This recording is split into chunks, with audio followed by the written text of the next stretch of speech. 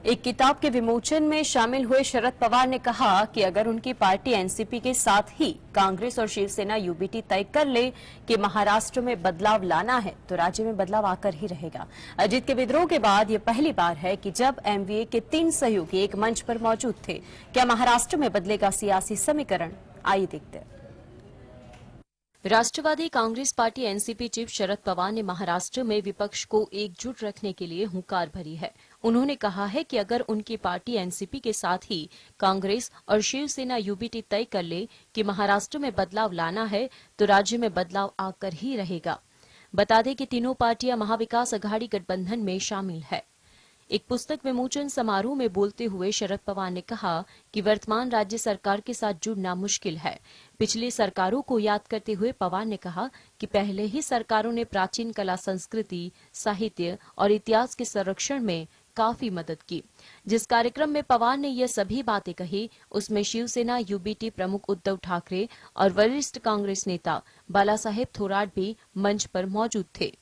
पवार ने आगे कहा कि वर्तमान राज्य सरकार के साथ जुड़ना मुश्किल है, लेकिन कुछ समाधान जरूर निकलेगा। बता दें कि 2 जुलाई को अजीत पवार ने एनसीपी से विद्रोह कर सरकार का दामन थाम लिया था। अजीत के विद्रोह के बाद यह पहली बार है जब एमवीए के 3 सहयोगी एक मंच पर मौजूद रहे। ब्यूरो रिपोर्ट जी। बिहार की राजधानी पटना में कार्यक्रम के दौरान आरजेडी अध्यक्ष लालू यादव ने पीएम मोदी पर आखिरकार क्या बड़ा हमला बोला। लालू यादव ने कहा कि मुंबई में विपक्षी पार्टियों की बैठक का वो इंतजार कर रहे हैं। क्या सही में विपक्षी एकता का यह गठबंधन सफल होगा? आइए देखते हैं। राष्ट्रीय जनता दल के अध्यक्ष लालू प्रसाद ने दावा किया कि प्रधानमंत्री नरेंद्र मोदी अगले साल होने वाले लोकसभा चुनाव में हार को लेकर चिंतित है और विदेश में ठिकाना तलाश रहे हैं। उन्होंने कहा कि वो चुनाव हारने के बाद विदेश में सेटल हो जाएंगे। लालू यादव ने यह टिप्पणी तब तक की जब पीएम मोदी के भारत छोड़ो तंज पर उनकी प्रतिक्रिया मांगी गई थी। पीएम मोदी ने विपक्षी दलों पर भ्रष्टाचार, भाई भतीजावाद और तुष्टीकरण की राजनीति का आरोप लगाया था। लालू ने कहा मोदी पद छोड़ने की योजना बना रहे हैं। यही कारण है कि वह इतने सारे देशों का दौरा कर रहे हैं। वह ऐसी जगह की तलाश में है जहां वह आराम कर सके और पिज्जा, मोमोज और चाउमीन का आनंद ले सके। लालू यादव ने बयान अपने बड़े बेटे और बिहार के मंत्री तेज प्रताप यादव द्वारा आयोजित एक समारोह में शामिल होने के बाद दिया। उनकी इस बात से वहां मौजूद लोग हंसने लगे और माहौल हल्का हो गया। वहीं लालू यादव ने विपक्ष दलों की अगली बैठक को लेकर कहा, अगले महीने मुंबई में होने वाली इंडिया की अगली बैठक का इंतजार कर रहे हैं। वहीं लालू यादव ने विपक्ष दलों की अगली बैठक को लेकर कहा, अगले महीने मुंबई में होने वाली इंडिया की अगली बैठक का इंतजार कर रहे हैं, जिसमें वो बिहार के मुख्यमंत्री नीतीश कुमार के साथ भाग लेंगे। ब्यूरो रिपोर्ट जी। उत्तराखंड के मुख्यमंत्री एक बार फिर गए हैं। 1 महीने में उनकी ये तीसरी दिल्ली यात्रा है। कैबिनेट छंटनी और विस्तार की चर्चाओं के बीच धामी बीजेपी आला कमान से मिलने पहुंचे। उत्तराखंड में होगा कैबिनेट विस्तार। आइए देखते हैं इस रिपोर्ट में। उत्तराखंड में कैबिनेट विस्तार को लेकर बीते 1 महीने से चर्चाओं का दौर जारी है। मुख्यमंत्री पुष्कर सिंह धामी को एक बार फिर दिल्ली बुलाया गया है। बीजेपी के राष्ट्रीय संगठन मंत्री बीएल संतोष की हाई प्रोफाइल कोर कमेटी की बैठक खत्म होने के बाद सीएम धामी दिल्ली के लिए रवाना हो गए थे। उत्तराखंड में कैबिनेट छंटनी और विस्तार को लेकर बीते 1 महीने से चर्चाएं चल रही हैं। कहा जा रहा है कि सीएम धामी कुछ मंत्रियों से खुश नहीं है। इसके अलावा सीएम की यूसीसी को लेकर भी आला कमान से चर्चा हो सकती है। करीब 1 महीने में सीएम धामी का ये तीसरा दिल्ली दौरा है। ऐसे भी कयास लगाए जा रहे हैं कि सीएम धामी राज्य मंत्री दर्जा दायित्व के आवंटन को लेकर भी चर्चा कर सकते हैं। इसको लेकर कार्यकर्ताओं में कुछ समय से नाराजगी की बात सामने आई है। मुख्यमंत्री के दिल्ली दौरे में लोकसभा चुनाव में संसदीय क्षेत्रों से फीडबैक के बाद पार्टी की स्ट्रेटजी पर भी मंथन हो सकता है। इधर बीएल संतोष के उत्तराखंड दौरे का दूसरा दिन है। वह मीडिया प्रभारियों के साथ देहरादून में 2024 की मीडिया स्ट्रेटजी तय करेंगे। Bureau report GSTV. Global warming के कारण पृथ्वी का स्वरूप बदलता जा रहा है। दिन प्रतिदिन यह वैश्विक संकट बनकर उभरता जा रहा है। ग्लोबल वार्मिंग से पैदा होगी एक और बड़ी समस्या, दुनिया में बढ़ जाएंगे मच्छर। आखिरकार कैसे? आइए देखते हैं।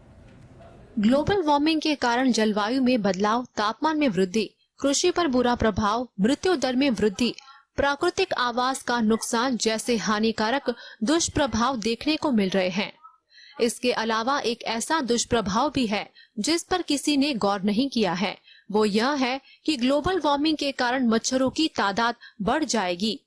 ऐसा इसलिए क्योंकि जलवायु परिवर्तन के कारण तापमान बढ़ता जा रहा है। बढ़ते तापमान के कारण अब मच्छर ऊंचाई वाले इलाकों में भी तेजी से फैलते जा रहे हैं, जिसके कारण अब ऊंचाई वाले इलाकों में भी मच्छरों से पैदा होने वाली बीमारियां फैलने लगी है। वैज्ञानिकों की एक रिसर्च के अनुसार जिन इलाकों में तापमान कम हो रहा है वहां मलेरिया जैसी बीमारी के मामले कम हो रहे हैं। जलवायु परिवर्तन तापमान को बढ़ाकर ही मच्छरों को फायदा नहीं पहुंचाता है, बल्कि लंबे समय तक बरसात होने से भी मच्छर अच्छे से पनप सकते हैं। इसके अलावा सूखे के समय में लोग पानी को जमा करने लगते हैं, जो मच्छरों के पनपने का कारण बन जाता है। Bureau report, GSTV। वैगनर समूह के लड़ाकों से पोलैंड और लिथुआनिया जैसे देश भी भयभीत है। ऐसे में दोनों अब बेलारूस के साथ अपनी अपनी सीमाएं बंद करने पर विचार कर रहे हैं। अब वैगनर समूह के लड़ाकू किसको निशाना बनाने वाले हैं, आइए देखते हैं। रूस के बाद वैगनर समूह के लड़ाकों से पोलैंड और लिथुआनिया जैसे देश भी भयभीत है। यही वजह है कि दोनों देश अब बेलारूस के साथ अपनी अपनी सीमाएं बंद करने पर विचार कर रहे हैं। इससे पहले बेलारूस के राष्ट्रपति अलेक्जेंडर लुकाशेंको ने बीते रविवार को पुतिन के साथ मुलाकात में कहा था कि बेलारूस में मौजूद वैगनर लड़ाके वर्साय की तरफ बढ़ना चाहते हैं। पोलैंड की सत्तारूढ़ पार्टी के अध्यक्ष जारोस्लाव ज़ेलेंस्की ने कहा कि वैगनर लड़ाके मनोरंजन के लिए बेलारूस में नहीं है, वे कुछ योजना बना रहे हैं। वे कई प्रकार के संकट पैदा करने के लिए बेलारूस में आए हैं। उन्होंने आगे चेतावनी देते हुए कहा कि उनका निशाना पोलैंड पर है। ऐसे में पोलैंड अपनी रक्षा क्षमताओं का निर्माण कर रहा है ताकि उनकी उकसावे गतिविधियां विफल हो जाए। गौरतलब है कि बेलारूस और पोलैंड की सीमा पर तनाव बढ़ गया है। ऐसे में अनुमान लगाया जा रहा है कि बेलारूस की तरफ से पुतिन एक नया हमला कर सकते हैं। वह बेलारूस के जरिए नाटो देश पोलैंड के खिलाफ आक्रामकता दिखा सकते हैं। Bureau report, GSTV। Arunachal Pradesh और जम्मू कश्मीर के लोगों के लिए नत्थी वीजा जारी करता है। इस तरह के वीजा जारी करना ये बताता है कि चीन अरुणाचल प्रदेश पर भारत की स्वीकृत संप्रभुता का विरोध करता है। क्या है ये पूरा मामला, आइए देखते इस रिपोर्ट में। भारत ने चेंगडू में शुरू होने वाले ग्रीष्मकालीन विश्व यूनिवर्सिटी खेलों से अपने 8 एथलीट वुशु दल को चीन भेजने से रोक दिया। इससे पहले चीन ने अरुणाचल प्रदेश के 3 वुशु खिलाड़ियों को चीनी दूतावास से नत्थी वीजा जारी किया था। तो आइए जानते हैं क्या है ये नत्थी वीजा। किसी भी देश के नागरिक को दूसरे देश की यात्रा करने के लिए उस देश से अनुमति लेनी पड़ती है, जिसे वीजा कहते हैं। इस वीजा में इमिग्रेशन ऑफिसर पासपोर्ट पर स्टैंप नहीं लगाता, बल्कि अलग से एक कागज या पर्ची को पासपोर्ट के साथ स्टेपल कर देता है, जिसे नत्थी करना भी कहते हैं। चीन ने 2006 के अंत में अरुणाचल प्रदेश में सेवारत भारत सरकार के एक अधिकारी को वीजा देने से इनकार कर दिया था।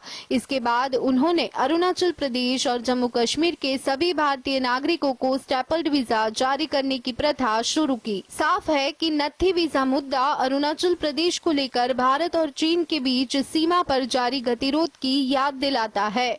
अरुणाचल प्रदेश के भारतीयों को नत्थी वीजा जारी करके चीनी सरकार दोहराती है कि वह राज्य पर भारत के दावे को मान्यता नहीं देती है। Bureau report, GSTV।